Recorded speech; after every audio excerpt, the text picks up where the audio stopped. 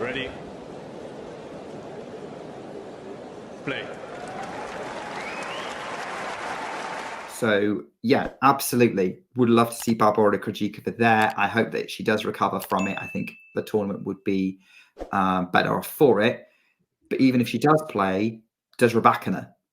I don't think she will, nor do I think she should.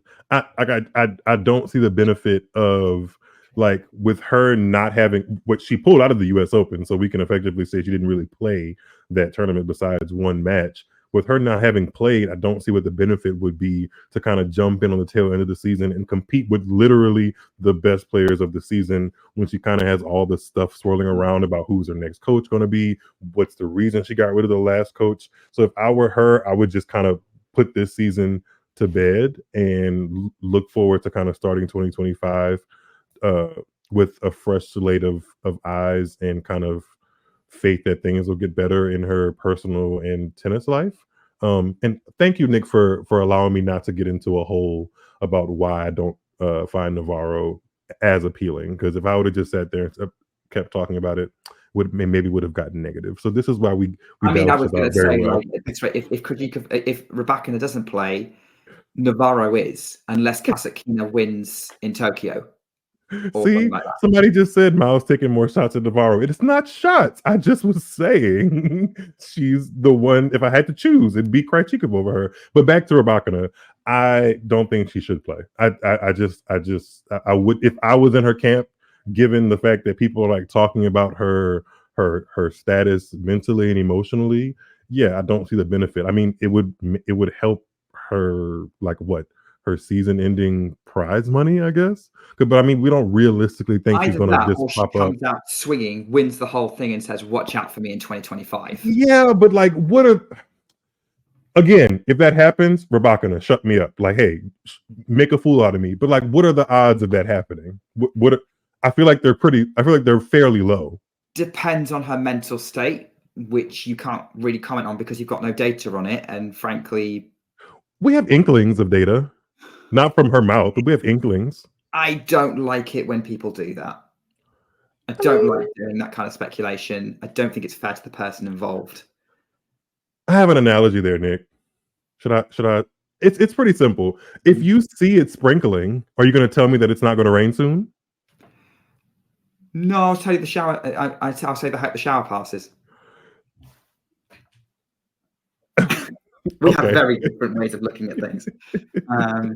Like, it depends on the sky, right? But yeah, that's. But I mean, if three people are lined up and saying, "Hey, this sky looks very aggressive. It's gray. It's rolling. There's thunder," and they all come to the conclusion that, hey, it's probably going to rain in the next 10 minutes or so, I'm going to be able to believe them based off what they just showed me and told me, instead of like it's coming from somewhere. And I feel like the talk around Rybakina is not necessarily coming and being pulled from thin air. Is it like, you never want to go full force into allegations, but there has to be something there.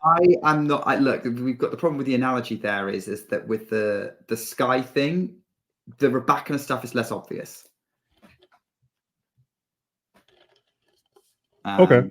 So yeah, this is where we're kind of getting into this. But yeah, this is where we kind of maybe different sort of where I do agree with you is I am also struggling to see the overall benefit of playing the WTA Finals after having such a long break.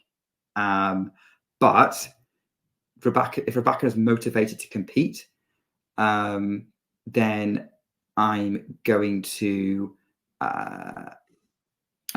she's going to compete. I'm going to massively support that. I'm going to be behind her doing really well. So yeah, I can see potential benefits of her doing it to maybe sharpen her up and give herself a good season's end.